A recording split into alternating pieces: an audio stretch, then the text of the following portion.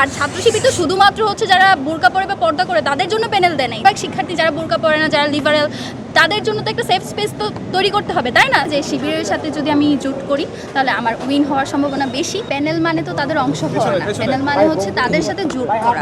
এখন আমি তো সবার কাছেই ওপেন ছিলাম, আমাকে অনেকেই অ্যাপ্রোচ করেছে এবং আমার যেটা কাঙ্ক্ষিত পদ ছিল সেটা শিবির থেকে তারা বলেছে যে তারা সেই পদের জন্য আমার সাথে জোটবদ্ধ হতে আগ্রহী এবং সেই জায়গা থেকে আমি জুট করেছি। এখন কেউ যদি মনে করে জুট করা মানে প্যানেল, সেটা তো তার জানার অপারগতা বা তার জানার স্বল্পতা, সেটা তো আর আমার দোষ না।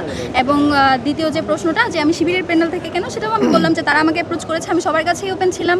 আমি ফেসবুক পোস্টের মাধ্যমে জানিয়েছিলাম যে কেউ যদি আমার সাথে এই জোটবদ্ধ হতে আগ্রহী হয় বা তাদের প্যানেল থেকে আমাকে প্রার্থী হিসেবে নিতে আগ্রহী হয় তাহলে তারা যেন আমাকে অ্যাপ্রোচ করে। আমাকে অনেকেই অ্যাপ্রোচ করেছে এবং সেই জায়গা থেকে আমার পার্সোনালি মনে হয়েছে যে শিবিরের সাথে যদি আমি জুট করি তাহলে আমার উইন হওয়ার সম্ভাবনা বেশি এবং আমার যেসব পারিপার্শ্বিক অন্যান্য সব বিষয় বিবেচনা করে আর কি আমি মনে করেছি যে এই প্যানেলটা আমার জন্য ভালো। তো সেই জায়গা থেকেই আমার আশা, এখানে আসলে অন্য কোনো রিজন নাই। আমি নির্বাচন করছি মুক্তিযুদ্ধ ও গণতান্ত্রিক আন্দোলন যে সম্পাদক, সেই পদের জন্য। জীবনের সব আয়োজন এখানে একসাথে।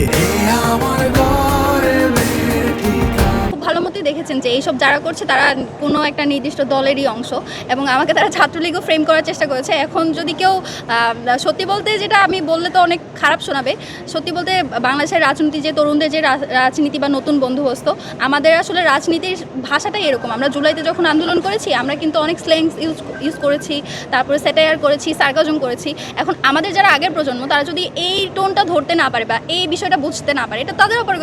তাদেরকে যদি নতুন রাজনৈতিক বন্দোবস্তের সাথে আসতে হয় তাদেরকে এই বিষয়গুলো বুঝতে হবে। এখন যদি কেউ আমাকে মনে করে যে দেখুন আমি কিন্তু ছাত্র শিবির বা ছাত্রী সংস্থার কেউ নই, আমি একজন কমপ্লিটলি একজন লিবারেল একজন মানুষ যে হচ্ছে ঢাকা বিশ্ববিদ্যালয়ে পড়াশোনা করি, এবং এটা তো খুবই স্বাভাবিক যে আর ছাত্র শিবির তো শুধুমাত্র হচ্ছে যারা বোরকা পরে বা পর্দা করে তাদের জন্য প্যানেল দেয় নাই। ঢাকা বিশ্ববিদ্যালয়ের বেশিরভাগ শিক্ষার্থী যারা বোরকা পরে না, যারা লিবারেল, তাদের জন্য তো একটা সেফ স্পেস তো তৈরি করতে হবে, তাই না? আমি তাদের প্রতিনিধি, আমি ছাত্র শিবিরের প্যানেল তাদের প্রতিনিধি, তো তারা তো সেটা সেভাবে দেখছে না, তারা আমাকে বিভিন্নভাবে ফ্রেম করার চেষ্টা করছে এবং আমি এতে এক বিন্দু মাত্র বিচলিত নই, কারণ আমি কোনো অন্যায় করিনি। তারা যদি আমার কোনো অপরাধ বা আমার কোনো অন্যায় কিছু খুঁজে আনতে পারে তাহলে হয়তো সেটা বলতে পারেন। যার নিজের দলে আসে তখনই কেবল তারা প্রতিবাদ করে, অন্য দলের জন্য তারা প্রতিবাদ করে না। এটাই হচ্ছে আমাদের রাজনীতির যে কালচার সেটা। এবং গতকাল থেকে আপনারা দেখেছেন কোন দল বা কারা এটা ফ্রেমিং করার চেষ্টা করছে বা বুলি করছে।